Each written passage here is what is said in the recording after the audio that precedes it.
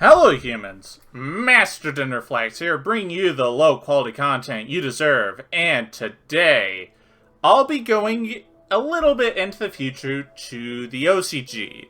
So right now, as we know, Splight is by far the best deck in the OCG, but what's really interesting is a new counter deck has risen up to it that is Exosister, which is pretty funny.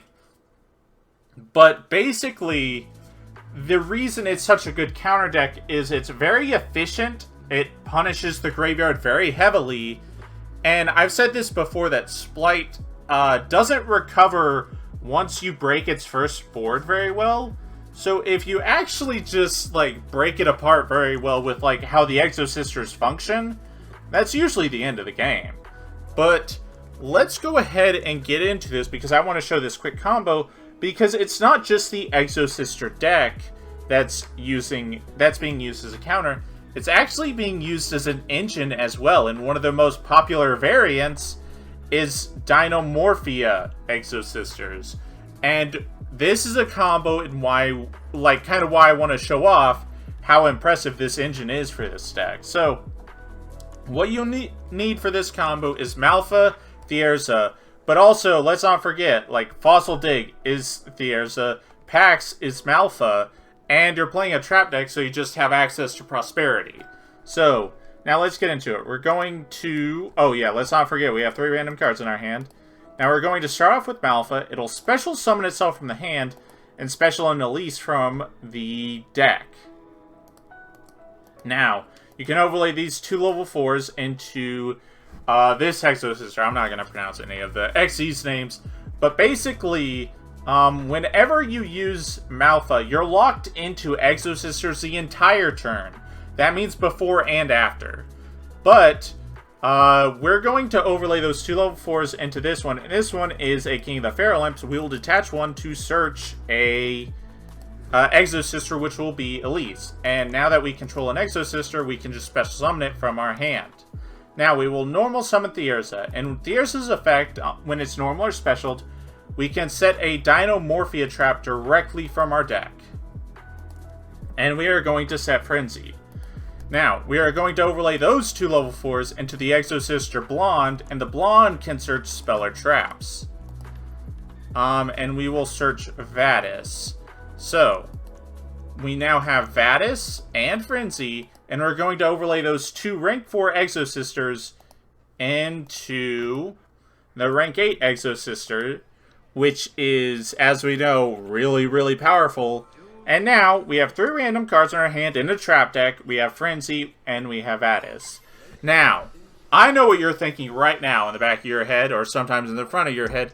Well, this just loses to every hand trap. The fact that you think that proves how powerful this combo is. Because... let's get this explained. If you Ash Malfa, congratulations. You have not dealt with the most powerful card in the deck. All of this is extra to what you've actually done. So if you hand trap all these Exosisters, you're going to lose to Rextrum. That's it. That's all it boils down to. You hand trap all the Exosisters, and congratulations, you lose to a Floodgate.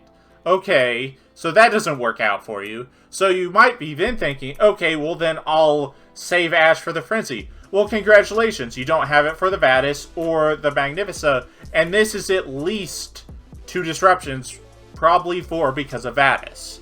So, when you have a hand trap in your hand, and when your opponent has a hand trap in their hand, and you start this combo, no matter what they hand trap, they're losing to something. And that's what makes this so terrifying. Even using Veiler Edge, it doesn't matter because they're always going to miss something. And the thing they're going to miss is so devastating that it basically means your opponent needs multiple hand traps. And if you've ever played against a trap deck, you will know how very bad it is to have multiple hand traps against a deck whose main game plan is setting 5 cards. So, now that we've gotten that out of the way, what happens if our opponent just doesn't hand trap us? Well, let's show off what we have. So we will pay 4,000 life points to special summon Rextrum from our extra deck. And this card, your opponent cannot activate monster effects whose attack is equal or greater to your life points. Right now it's 4,000. But Vadis we're going to activate as soon as Rextrum is summoned, because the moment we resolve this, we cannot special summon monsters from the extra deck except Exosisters, but we already got Rex on board, so that doesn't matter. Next, we're going to pay 800 to activate Vadis, and that allows us to summon Elise and Malfa from deck. So this is the Vadis engine I talked about like almost a year ago, or a long time ago at this point. Basically, the reason it wasn't very effective is because it had to play 2 bricks.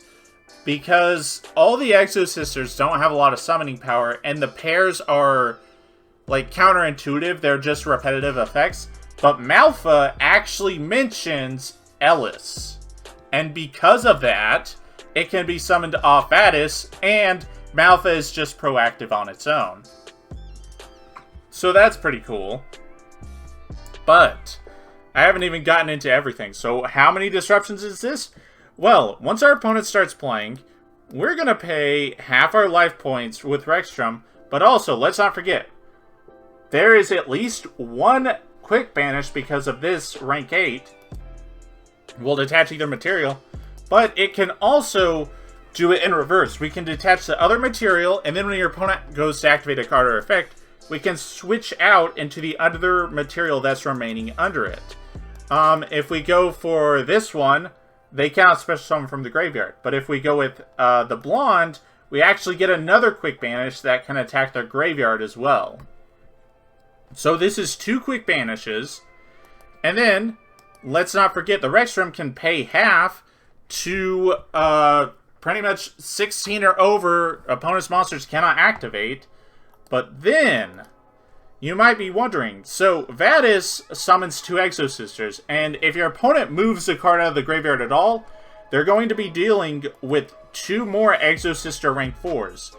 But this is a really cool thing that Malfa exclusively can do. Unlike all the other Exosisters in the game, Malfa can trigger when any card is moved from any graveyard by any player, whereas all the other Exosisters require your opponent to move something. You can move something and trigger Malfa, and here's a perfect example. When your opponent activates a card or effect, while you have 2,000 or less life points, you can banish this card from the graveyard to take no effect damage for the rest of the turn. A card moved from the graveyard, so Malfa can trigger.